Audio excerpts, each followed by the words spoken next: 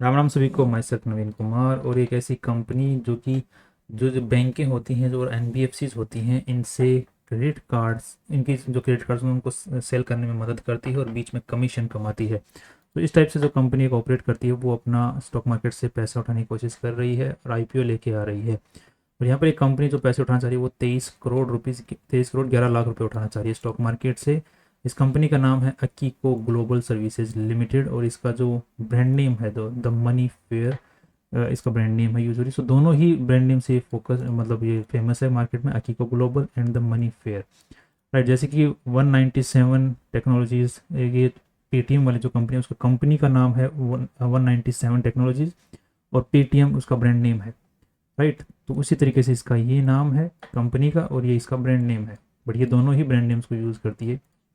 यहाँ पर कंपनी की देखते हैं, यहाँ पर बेसिक डिटेल्स को जानने की कोशिश करेंगे सबसे पहले कि आईपीओ की और किस तरीके से लिस्टिंग हो सकता है, कितना ऊपर तक, और फ्यूचर में कंपनी किस तरीके से, लॉन्ग टर्म में किस तरीके से कंपनी काम कर सकती है।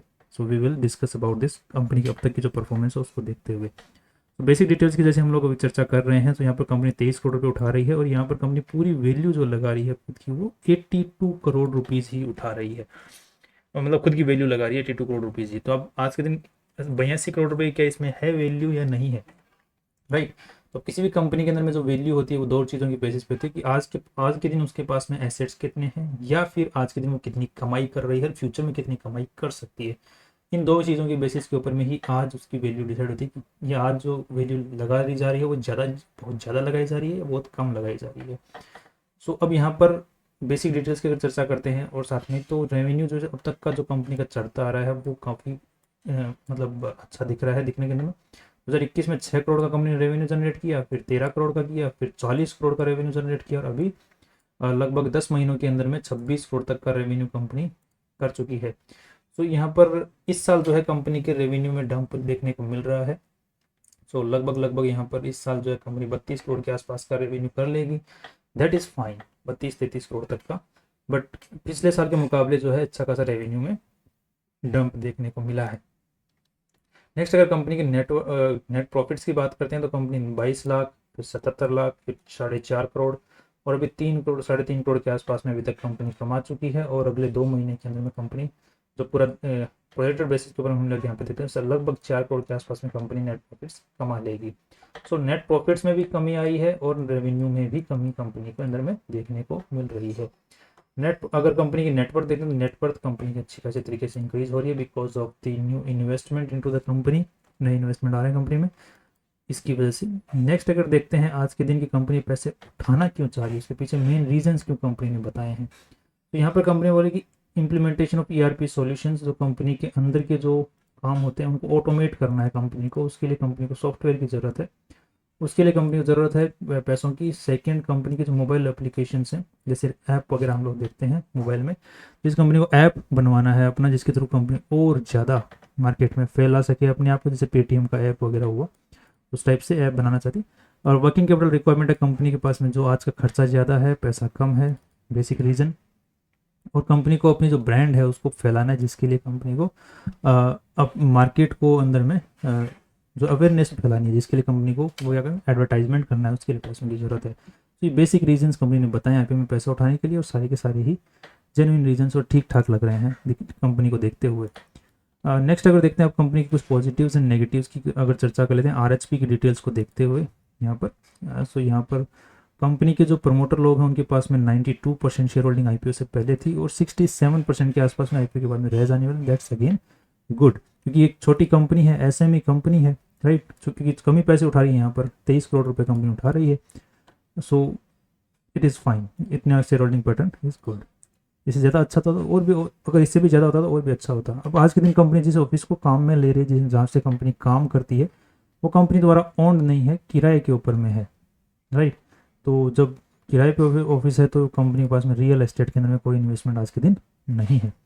नेक्स्ट अगर देखें कंपनी का जो द मनी फेयर जो लोगो है कंपनी का ब्रांड नेम, वो अभी तक रजिस्टर्ड नहीं है। तो ये काफ़ी बड़ा धक्का लग सकता है कंपनी को फ्यूचर के अंदर में कि अगर इसको रजिस्टर्ड कंपनी करने की कोशिश किया था बट ऑब्जेक्ट हो गया, जैसे कंपनी ने यहाँ पे बोल रखा है objected under section 9(1)(b) of trademark act 1999, right. तो यहाँ पर कंपनी का ये जो मनी फेयर वाला है ये दिक्कत कर सकता है फ्यूचर में, अभी तक रजिस्टर्ड नहीं है, तो ये बहुत बुरी चीज़ हो जाती है कंपनी के लिए इस मार्केट में होते हुए।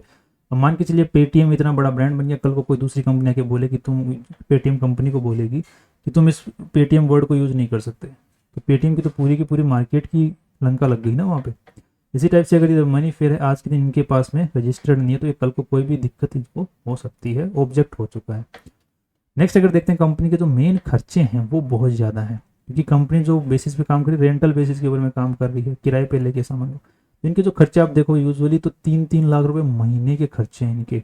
ये एक ऑफिस है जिसका 3 लाख रुपए खर्चा महीने का, इसका ऑफिस का 1.5 लाख रुपए महीने का खर्चा, इसका 5.5 लाख महीने का खर्चा, इसका 42,000 रुपये महीने का खर्चा, इस प्रॉपर्टी का 6.5 लाख रुपए महीने का खर्चा। सो इसके तो प्रॉपर्टी जो जो खर्चे हैं वो थोड़े ज़्यादा हैं, अच्छे खासे हैं, बट उसी हिसाब से अगर इनके नेट प्रॉफिट्स देखे जाएँ तो वो भी ठीक ठाक यहाँ पर देखने को मिल रहे हैं। रेवेन्यू जो देखा जाए कंपनी का वो भी ठीक ठाक देखने को मिल रहा है।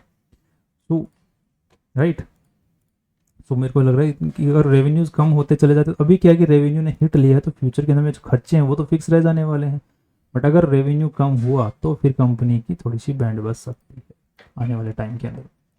अब दूसरी चीज़, कंपनी का जो मेनली जो जो पैसा आता है, कंपनी की जो मेन कमाई होती है वो क्रेडिट कार्ड के सेल से होती है, और सेल के थ्रू कमीशन कंपनी कमाती है। अब क्रेडिट कार्ड में जब सेल हो जाती है तो उसके अलग अलग तरीके होते हैं। एक तो होती है क्रेडिट कार्ड सेल होते ही कमीशन आ जाना, और बाद में जितना कस्टमर उसको यूज़ करता है तो उसके बाद में हर दिन उसका जो कमीशन कुछ ना कुछ पैसा आना। दूसरा होता है commission from loans, company loan भी बांटने का काम करती है, और commission from demat accounts, commission from savings account, मतलब अपने वेबसाइट के थ्रू ये कंपनी सारी सर्विसेज प्रोवाइड करती है। अपना लिंक लगा दिया, कोई भी कस्टमर इनके लिंक के थ्रू, अगर इनकी वेबसाइट के थ्रू अगर अकाउंट खोलता है या फिर क्रेडिट कार्ड लेता है तो कंपनी को कमीशन मिलता है। तो यहाँ पे सबसे ज़्यादा कमीशन जो मिल रहा है वो कंपनी को क्रेडिट कार्ड के सेल से ही मिल रहा है। Okay, that is fine again, क्योंकि कंपनी अपने आप को प्रमोट भी उसी तरीके से कर रही है। नेक्स्ट अगर देखते हैं कंपनी के ऊपर में आज के दिन जो डिपेंडेंसी है वो कम हो रही है धीरे धीरे। जो टॉप के 10 कस्टमर्स हैं, कंपनी के पास में टॉप 10 कस्टमर्स है तो उनके ऊपर डिपेंडेंसी बहुत हैवी है। अगर कोई भी एक बड़ा कस्टमर हाथ खींच लेता है कि हमको आपसे काम नहीं करवाना है तो फिर कंपनी की प्रॉब्लम हो सकती है। और यहाँ पर दूसरी चीज़, अगर हम एक चीज़ और चेक करते हैं ट्रेड रिसीवेबल्स के हिसाब से कि कंपनी का इस साल ट्रेड रिसीवेबल्स इतना क्यों बढ़ गया है, तो उसके पीछे कंपनी ने रीज़न बताया है कि हमारे जो कस्टमर्स, जो बैंक्स हैं, जो एनबीएफसी हैं, जिनके हम क्रेडिट कार्ड बेचने में हेल्प करते हैं, उनके मैनेजमेंट में कुछ मतलब उठापटक हुई है। मैनेजमेंट में उठापटक की, ओनरशिप के अंदर में रिन्यूअल हुआ, जिसकी वजह से पैसा जो है वो थोड़े वक्त के लिए अटक गया है, बट मिल जाएगा। और ये जो ट्रेड रिसीवेबल्स हैं ये थोड़ा कम हो जाएगा। और ट्रेड रिसीवेबल्स यूजुअली क्या होता है कि एक टाइम पीरियड होता है कि आपने काम कंप्लीट किया, उस काम को कंप्लीट करने के कितने दिन बाद तक आपको पेमेंट आता है, राइट। तो यूजुअली इस कंपनी का आज के दिन जो कितने टाइम पीरियड तक बाद में आता है तो वो 159 डेज चल रहा है, 160 दिन में आता है। उसको कंपनी बोलेगी रिड्यूस करके 123 दिन तक लेके आना है, जो कि कंपनी का आ जाएगा। कंपनी एक्सपेक्ट कर रही है उसको ट्रेड रिसीवेबल्स को आने में। So everything is looking great till now. अब यहाँ पर हम कंपनी का एक स्ट्रक्चर बनाने की कोशिश करते हैं दिमाग के अंदर में। कंपनी एक ऑफिस, कुछ ऑफिसेज कंपनी ने किराए पे ले रखे हैं, जिनके थ्रू कंपनी ने वर्कर्स बिठा रखे हैं। उनका काम है क्रेडिट कार्ड और लोन बेचना वेबसाइट के थ्रू, राइट, और अलग अलग तरीके से लोगों को लुभाना, जो कि लोग उनके वेबसाइट के थ्रू अलग अलग सर्विसेज, क्रेडिट कार्ड खरीदें, लोन खरीदें, डीमेट अकाउंट खुलवाएं, जिससे कंपनी का रेवेन्यू आए। और अब कंपनी के पास में फ्यूचर में हम लोग पैसा लगाएंगे तो कंपनी के एसेट्स तो कंपनी के पास में कुछ है नहीं, राइट, सब किराए पे है। अब कंपनी में हम पैसा लगा सकते हैं तो वो कंपनी की कमाई को देख के लगा सकते हैं। तो कमाई थोड़ी सी इस साल जो है डिक्रीज होती हुई दिख रही है। सो थोड़ा सा हमें रिस्क की, थोड़ा सा हमें संभल के चलना पड़ेगा यहाँ पे। और जो आज कंपनी ने वैल्यू मांगी है 82 करोड़, उसके हिसाब से पी और पीबी रेशियो निकाल लेते हैं एक बार, ताकि हमें एक कंपेरिजन बेसिस पर थोड़ा सी मदद मिल जाए। तो इस साल कंपनी लगभग 4 करोड़ के आसपास का हम मान के चले थे, 4 करोड़ रुपये कंपनी कमा लेगी। सो 4 करोड़ के हिसाब से देखा जाए तो 20 का पी रेशियो निकल के आता है। तो 20 का पी रेशियो इस टाइप की जो ग्रोथ है, जो पिछले सालों की ग्रोथ को देखते हुए जो ठीक है, बहुत अच्छी पी रेशियो माना जाता है इस ग्रोथ को देखते हुए, बट नॉट दिस ग्रोथ।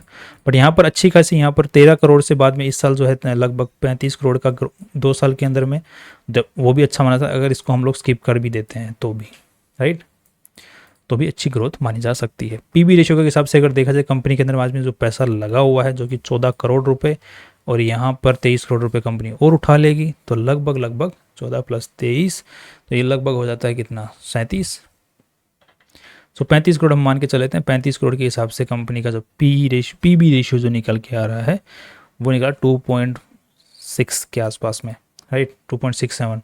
सो 2.67 के हिसाब से अगर देखा जाए तो भी कंपनी का वैल्यू भी ठीक ठाक लग रही है, कुछ खास नहीं, क्योंकि कंपनी के पास में खुद के एसेट्स कुछ नहीं है, सब किराए पे है, राइट। तो सिर्फ कमाई के बेसिस पे हमें पैसा लगा सकते हैं, जो कि पी रेशियो 20 का है। इस ग्रोथ को देखते हुए ठीक ठाक लग रहा है।